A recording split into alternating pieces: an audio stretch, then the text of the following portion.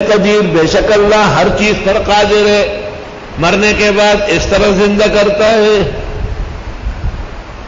وَإِذْ قَالَ إِبْرَاهِيمُ، یاد کرنے کا ہے جب فرمایا ابراہیم علیہ السلام نے، رب ارینی، اے پروردگار دکھا مجھ کو، کیف تحیی الموتیٰ، کیسے زندہ کرتے ہو مردوں کو۔ قَالَ وَلَمْ تُؤْمِنْ، حق تعالیٰ نے کہا کہ وہ یقین نہیں آتا۔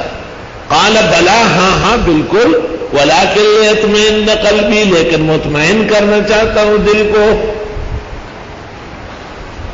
دیکھو یقین کے کئی حصے، ایک علم الیقین ہے، آپ کو اور ہم کو علم سے بہت کچھ پتا ہے، ایک عین الیقین ہے، ایک اس سے بھی بڑھ کر حق الیقین ہے، اور بعض کہتے ہیں کہ نہیں، عین الیقین آخری درجہ ہے۔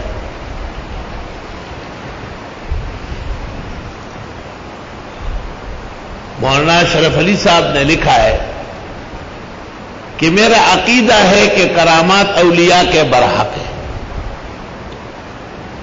لیکن میں نے علم کے درجے میں مانا ہے، مجھے اس کا حق الیقین و عین الیقین اس وقت ہوا جب میرے اوپر ایک دو واقعات آئے۔ ایک واقعہ یہ بیان کیا ہے کہ میں مدینہ منورہ میں تھا، مغرب کے قریب ایک اعرابی نے کہا کہ یہاں قریب میں میرا گھر ہے، میرے ساتھ افطار کر لے، نماز میں آ جائیں گے۔ تو ان کے ساتھ روانہ ہوا، چلتا گیا، میں سمجھ گیا کہ عشاء کی نماز، تراویح سب گئی۔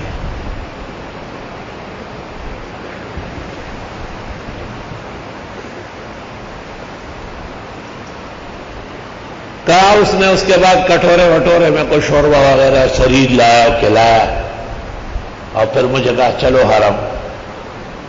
کہا میں نے دل میں سوچا کہ اب حرم میں کیا کرنا ہے، مغرب بھی تباہ، عشاء بھی تباہ و برباد، تراویح بھی گئی۔ کہا میں جب واپس آیا، مؤذن صاحب حرم شریف کا اکیلے بیٹھا تھا اور اپنا برتن صاف کر رہا تھا۔ کہا میں نے پوچھا کہ تراویح ہو گئی؟ کہا مجھے دیکھ کے کہا دماغ خراب ہے، ابھی تو روزہ کھولا ہے، لوگ مغرب پڑھنے نہیں آئے۔ کہا میں نے کانوں کو ہاتھ لگا، اللہ اکبر، یہ گھنٹوں جو ہم چلے اور آئے یہ کہاں گیا؟ فرمایا طی الزمان، وقت کے اندر توسع، اس کی کرامت میں نے اس بدو کی دیکھی۔ اور دوسرا واقعہ یہ کہ دارالعلوم دیوبند میں آخری پروگرام جو بخاری کا ختم یا دعا ہوتی تھی، اس میں 100-150 طالب علم یا ان کے رشتہ دار آتے تھے اور 200 آدمیوں کا کھانا پکتا تھا۔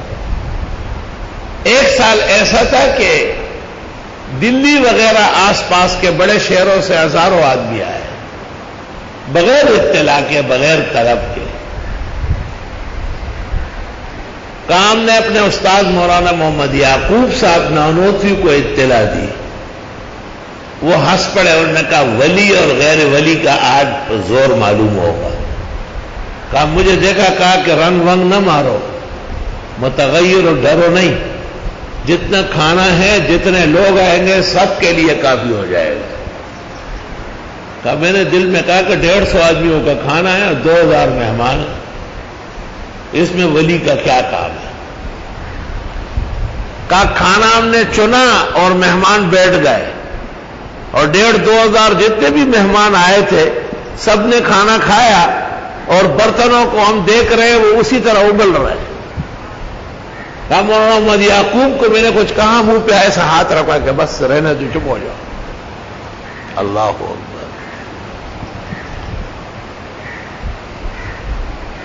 اللہ تعالیٰ کے خاص بندوں کو اللہ خاص عزت دیتا ہے۔ شیخ القرآن مولانا محمد طاہر پنجپیری نے بیان کیا ہے کہ میں اپنے استاد مولانا عبید اللہ سندھی کے ساتھ تھا مکہ مکرمہ میں۔ مولانا تحریکات سے واپس ہو گئے تھے اور جلاوطنی وہی گزار رہے تھے۔ رمضان شریف کا مہینہ تھا، ہم مولانا کے ساتھ مقام ابراہیم میں بیٹھے تھے۔ جو چیز آتی ہے. مولانا کہتا ہے اس میزانہ کے پیچھے ایک مسافر ہے اس کو دے آؤ, وہاں ایک مؤذن ہے اس کو دے آؤ, وہاں ایک بوڑھا ہے اس کو دے آؤ. کہو میں نے دیکھا کہ مغرب کی اذان کے لیے مؤذن اذان خانے میں چڑھ گیا, اوپر اذان خانہ ہوتا ہے, اور کھجور ہاتھ میں لی تو کہا مجھے بہت بھوک بھی لگی تھی اور پیاس بھی لگی تھی اور غصہ آ گیا مجھے. کہا میں نے مولانا کو کہا کہ ہمارا قصور یہ ہے کہ آپ سے پڑھنے آئے, آپ کو دیواروں کے پیچھے لوگ نظر آتے ہیں اور ہم جو سامنے بیٹھے ہیں ہم نظر نہیں آ رہے. کہا مولانا مسکرائے اور فرمایا تیرے لیے بھی اچھا انتظام اللہ کر دے گا. کہا میں نے کہا اللہ تو کر رہا ہے, آپ نہیں چھوڑ رہا ہے. کہا مولانا نے اور زیادہ مسکراہٹ میں کہا کہ نہیں آپ کے لیے بہترین انتظام ہو جائے. کہا ادھر مؤذن نے انگلی کانوں میں دی اور ادھر ایک سامنے سے آدمی بھاگتا ہوا آ رہا ہے اور 3-4 ٹرے ایک دوسرے کے اوپر رکھا ہے, پلاؤ آ رہا ہے, سبزی آ رہی ہے, سلاد ہے, میٹھا ہے, 2-4 قسم کا پھل ہے. اور مولانا کی خدمت میں لایا, کہا شکر ہے پہنچ گئے جی, میں تو سمجھتا تھا کہ میں رہ جاؤں گا لیکن اللہ نے پہنچا دیا. کہا حضرت نے میری طرف اشارہ کیا کہ اس کا تندور بہت خالی ہے اور اس کو کھلاؤ. کہا میری آنکھوں میں آنسو آئے. میں نے کہا استاذ تو واقعی با کمال ہے, کتنا بڑا توکل ہے, اتنے آخری لمحے میں بھی 1 سیکنڈ کے لیے مایوس نہیں ہوئے اور اپنا ادعا برقرار رکھا ہے کہ اللہ انتظام کرے گا. فرمایا کہ ہم نے بہت کوشش کی, کھجورے اور قسم قسم کی چیزیں حضرت کے آگے کی, لیکن حضرت نے اس میں سے کسی چیز کو ہاتھ نہیں لگایا. اور وہ جو حرم میں کھجوریں پھٹی تھی اس میں سے 1-2 لے لیے اور زمزم پیا اور اپنے اعمال میں مشغول ہو گئے. کب بعد میں جب بھی ہم نے اس کا تذکرہ کرنا چاہا تو برا مان جاتے تھے, تو بس تھوڑی سی چیز دیکھ لیتے ہو ڈنڈورے پیٹتے ہو, رہنے دو نا. وَلَٰكِن لِيَطْمَئِنَّ قَلْبِي, تاکہ مطمئن ہو جائے میرا دل. اطمینان میں درجات ہے. قال, اللہ نے کہا فخذ 4 من الطير, 4 پرندے لے لو. شیخ الہند نے نام بھی لکھے, ایک کبوتر لو, ایک کوّا لو, ایک مور لو, ایک فلاں چیز لو.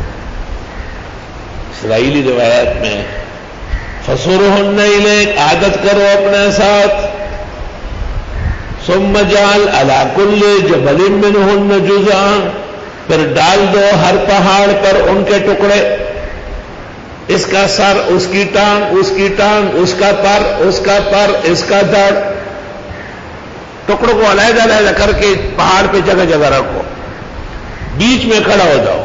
ثُمَّ ادْعُوهُنَّ, پھر پکارو ان کو. یاتین کا سایہ, آ جائیں گے آپ کے پاس دوڑتے ہوئے. وَاعْلَمْ أَنَّ اللَّهَ عَزِيزٌ حَكِيمٌ, یاد رکھو اللہ غالب اور حکمت والے ہیں. یعنی عزیز سے تو اس بات ہو گیا کہ مرنے کے بعد حیات دینا قدرت کا کرشمہ ہے اور وہ برحق ہے, اور حکیم کی حکمت کا تقاضا ہے اس مثال سے سمجھا. کوئی مثال تو ہوگی دنیا کے. حق تعالیٰ نے اس وقت یہ مثال قائم فرمائی. اس سے پتہ چلا کہ مجاہد جو شہید ہوتا ہے یا فوجی یا سپاہی مسلمان اسلام کے لیے, اور وہ ٹکڑے ٹکڑے ہو جاتا ہے, اور اسلام کہتے ہیں کہ بل احیاء ولکن لا تشعرون, یہ ٹکڑے ٹکڑے ہو چکے تھے, اجزائے بدن منتشر تھے, سارا دڑ اور پر اور سب چیزیں ایک دوسرے سے جڑتی گئی اور پرندہ بنتا گیا اور ابراہیم علیہ السلام کے پکار پر آتا گیا. اس سے پتہ چلتا ہے کہ سماع الموتیٰ یا حیات الموتیٰ پر جو لوگ استبعاد کرتے ہیں قرآن سے ناواقف ہے, قرآنی علوم ان کے راسخ نہیں ہے, اور حیات اور سماع کے جو قائل ہیں ان کے علوم قرآن راسخ اور پختہ ہے. جب پرندہ ٹکڑے ٹکڑے آواز سنتا ہے تو قبر میں بزرگ نہیں سن سکتا, اور ابراہیم علیہ السلام کی آواز پر وہ جڑ جاڑ کے مل مل کے آپس میں اور تن دڑ سر بازو پر لگ کے واپس وہ آتے ہیں، تو قیامت کے دن بھی اللہ اموات کو زندہ فرمائے گا۔